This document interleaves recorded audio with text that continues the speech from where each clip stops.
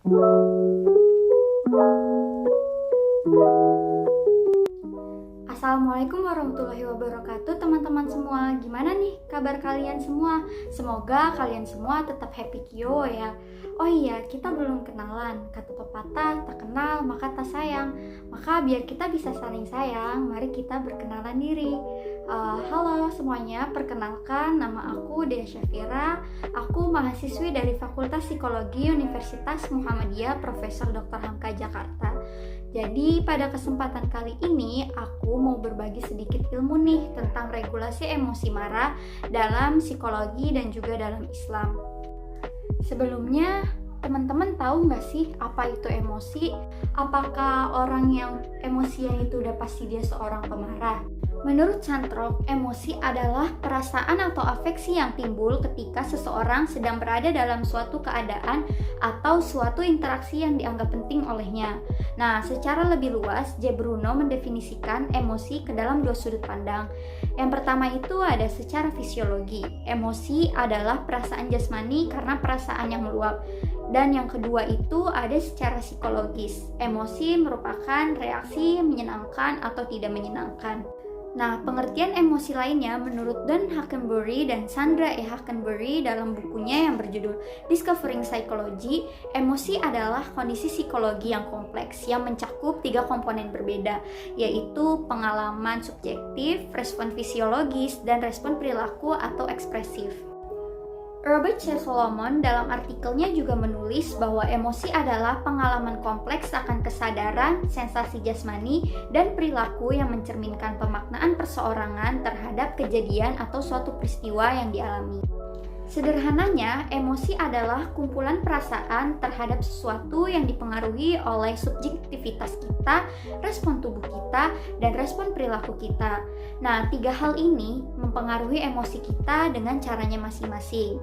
Kalau subjektivitas itu mengacu pada bagaimana suatu hal yang membuat kita sedih belum tentu itu membuat orang lain sedih. Respon tubuh kita itu mengacu pada bagaimana kondisi fisiologis bisa menjadi petunjuk atau emosi seseorang. Contohnya, ketika kita gemetaran saat malam-malam melewati koridor toilet perempuan yang dirumorkan berhantu di malam hari, kita akan mengasosiasikan bahwa kita ini gemetaran karena kita merasa takut hantu tersebut. Nah, respon perilaku ini mengacu pada perilaku atau ekspresi seseorang ketika merasakan suatu emosi. Contohnya, bayangkan ketika seseorang tersenyum saat kamu menyenggol atau menjatuhkan makanannya. Apakah dia beneran gak mempermasalahkan apa yang udah kamu lakukan? Atau dia hanya ingin cepat-cepat mengakhiri interaksi kalian? Kita gak pernah tahu dia marah, sedih, atau mungkin kecewa. Jadi teman-teman, orang yang emosian itu belum tentu dia seorang pemarah, karena emosi ini ada banyak ya teman-teman. Emosi itu bukan hanya cuma marah, tetapi ada juga rasa sedih, rasa senang, bahagia, kasih sayang, cinta, harapan, rasa takut, jijik, dan lain sebagainya. Nah, teman-teman kan udah tahu nih apa itu emosi. Teman-teman tahu nggak sih emosi marah itu apa? Jadi, emosi marah adalah gambaran perasaan tidak senang karena merasa tersakiti, tidak dihargai, berbeda pandangan, dan adanya halangan untuk mencapai suatu tujuan. Kemarahan ini selalu berhubungan dengan keadaan tertentu sehingga menjadi semacam reaksi tertekan dari kita. Ada banyak hal yang bisa membuat kita marah, misalnya dibohongi, dikhianati, dikecewakan, terlalu dikekang atau dilarang, diberi tugas yang banyak oleh dosen, diganggu ketika sedang capek-capeknya, tidak diberi kabar oleh ayang, atau dighosting ketika sedang sayang-sayangnya. Hayo, di sini siapa yang sering ngambek ketika nggak dikabarin sama ayangnya? Nah, setelah teman-teman mengetahui apa itu emosi dan lebih lanjut mengenai emosi marah, teman-teman tahu nggak sih apa sih itu regulasi emosi? Nah, jadi regulasi emosi adalah kemampuan individu untuk mengontrol emosi atau mengekspresikannya, baik secara otomatis atau terkontrol, sadar atau tidak sadar, untuk mencapai suatu tujuan. Gross menyebutkan 5 tingkat proses berdasarkan model proses regulasi diri. Yang pertama itu ada situation selection. Jadi pada tahap ini individu itu memilih emosi yang mungkin akan muncul pada situasi tertentu. Emosi yang dikenal ini merupakan dasar dari sikap yang akan diambil selanjutnya. Misalnya, seseorang cenderung memilih pergi dengan teman yang menyenangkan semalam sebelum ujian daripada harus belajar di detik-detik terakhir dengan teman yang pencemas. Yang kedua itu ada situation modification. Nah, pada tahap ini individu itu mengubah atau memodifikasi situasi di sekitar untuk mempengaruhi kondisi emosinya. Misalnya, ketika teman bertanya mengenai kesiapan untuk menghadapi ujian, seorang individu ini cenderung akan meminta untuk membicarakan hal lain. Yang ketiga ada attentional deployment. Jadi pada tahap ini individu itu hanya fokus terhadap aspek tertentu sehingga emosinya lebih terpusat atau mungkin individu mengalihkan perhatiannya pada hal lain. Yang keempat itu ada cognitive change. Di sini individu itu mencoba cara berpikir mengenai situasi yang terjadi atau melihat situasi tersebut dari sudut pandang yang berbeda. Nah, dengan mengubah sudut pandang ini, individu akan memiliki alternatif emosi yang lain. Misalnya, ketika makan malam bersama teman, individu ini mengingat kembali mengenai tes di keesokan harinya. Maka individu tersebut mencoba menenangkan diri dan membuat keyakinan bahwa tes tersebut adalah hal yang biasa dan bukan merupakan instrumen untuk menilai baik atau buruknya seseorang. Yang kelima itu ada response modulation. Jadi pada tahap ini individu itu mengubah perasaan atau sikap perilaku dan fisiologi setelah respon multisistem sedang berlangsung. Misalnya menyembunyikan rasa malu ketika gagal dalam tes. Selanjutnya ada strategi emosi. Jadi strategi emosi ini tuh dibagi menjadi dua menurut Gross dan Thompson. Yang pertama itu ada cognitive reappraisal, yaitu adanya suatu penimbangan ulang kognitif. Bentuk perubahan kognitif yang melibatkan situasi inti emosi yang potensial sehingga mengubah pengaruh emosional. Jadi tuh pada cognitive reappraisal ini kita tuh mengubah cara berpikir menjadi lebih positif dalam menginterpretasikan suatu peristiwa. Misalnya ketika kita sedang dalam bertanding atau mengikuti perlombaan, kita mungkin akan cemas dan khawatir kalau misalnya kita bakal kalah. Tapi kita coba lagi nih berpikir positif bahwa perlombaan ini tuh bukan hal yang menakutkan, melainkan perlombaan ini tuh bisa mempertajam skill kita. Yang kedua ada expressive suppression, penekanan secara sadar ekspresi emosi. Jadi ada ungkapan yang memperlambat sementara perilaku mengekspresikan emosi yang sedang dialami.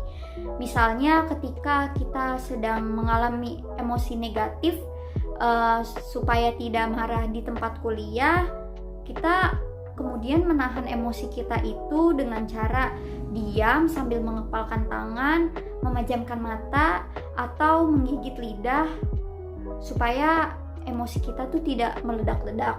Apa sih pentingnya regulasi emosi ini?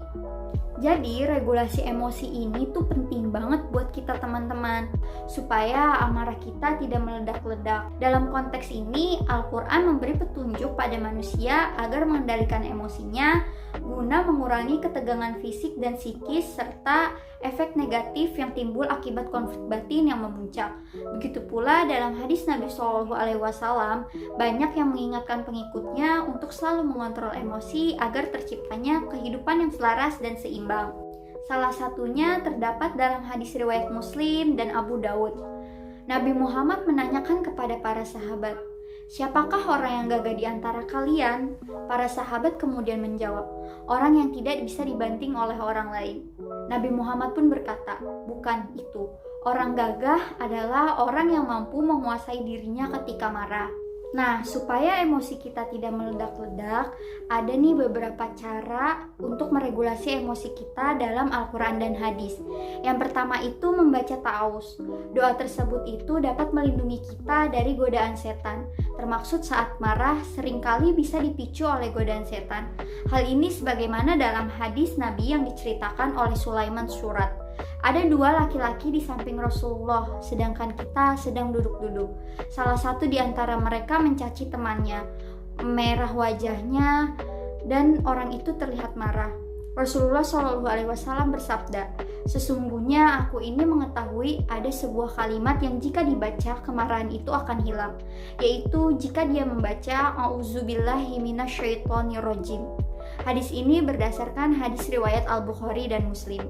Yang kedua, berzikir.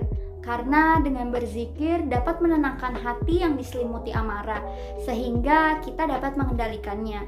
Yang ketiga itu ada berwudu. Karena air wudu dapat memadamkan api yang berkobar saat marah. Maknanya, ketika marah, hati dan pikiran kita dapat diselimuti dengan setan. Dan setan itu diciptakan dari api, sehingga orang yang marah dianjurkan berwudu untuk memadamkan amarahnya. Adapun hal ini sesuai dengan hadis. Sesungguhnya marah itu dari setan, dan setan itu diciptakan dari api, dan api bisa dipadamkan dengan air. Apabila kalian marah, hendaknya kalian berwudu. Hadis riwayat Ahmad dan Abu Daud. Yang keempat itu ada sholat sunnah, meskipun hanya 2 rakaat. Dalam sebuah hadis Nabi Muhammad SAW, beliau kembali bersabda, "Ingatlah, sesungguhnya marah itu bara api dalam hati anak Adam. Tidakkah engkau melihat merahnya kedua matanya dan tegangnya urat darah di lehernya? Barang siapa yang mendapati hal tersebut, hendaklah ia menempelkan pipinya dengan tanah atau sujud." Hadis riwayat Tirmizi. Yang kelima, mengubah posisi badan lebih rendah. Kecenderungan orang marah adalah ingin selalu lebih tinggi dan lebih tinggi. Semakin dituruti, dia semakin ingin lebih tinggi. Dengan posisi lebih tinggi, dia bisa melampiaskan amarahnya sepuasnya. Rasulullah SAW bersabda, "Apabila kalian marah dan dalam posisi berdiri, hendaknya kalian duduk. Karena dengan itu marahnya bisa hilang. Jika belum juga hilang, hendaklah mengambil posisi tidur." Hadis riwayat Ahmad Abu Daud. Yang keenam itu diam. Diam merupakan perbuatan mulia dan salah satu cara untuk mengantisipasi muncul luapan marah. Karena dengan diam, seseorang dapat mengendalikan emosinya untuk meredam suasana dan dapat sejenak memberi ruang pada pikiran dan hati agar lebih jernih dalam berucap serta bertindak. Dari Ibnu Abbas, Rasulullah SAW bersabda, "Jika kalian marah, diamlah." Hadis riwayat Ahmad dan Syuaib Al-Anaud. Yang terakhir, memaafkan kesalahan orang lain yang telah membuat kita marah. Marah dapat dipicu berbagai faktor, termaksud karena dikecewakan atau disakiti seseorang. Dalam hal ini, ketika kalian mengalami marah karena faktor tersebut, ada baiknya kalian berusaha untuk memaafi, karena Allah telah menyinggung orang-orang yang telah menahan marah dan selalu memaafkan kesalahan adalah salah satu ciri-ciri penghuni surga. Allah berfirman dalam surat Ali Imran ayat 134 yang berbunyi, yaitu orang yang berinfak baik di waktu lapang maupun sempit, dan orang-orang yang menahan amarahnya dan memaafkan kesalahan orang lain, dan Allah mencintai orang yang berbuat kebaikan. Nah, itu dia beberapa cara menahan marah dalam Al-Quran dan hadis. Semoga cara-cara ini dapat kita amalkan ketika kita sedang marah. Itu saja yang dapat aku sampaikan ke kalian, dan semoga apa yang aku sampaikan ini dapat bermanfaat bagi teman-teman semua. Sekian dari aku, kurang lebihnya mohon maaf. Kalau ada kesalahan dari aku, teman-teman boleh nih komen di kolom komentar ya. Dan terima kasih. Wassalamualaikum warahmatullahi wabarakatuh. Sampai jumpa kembali.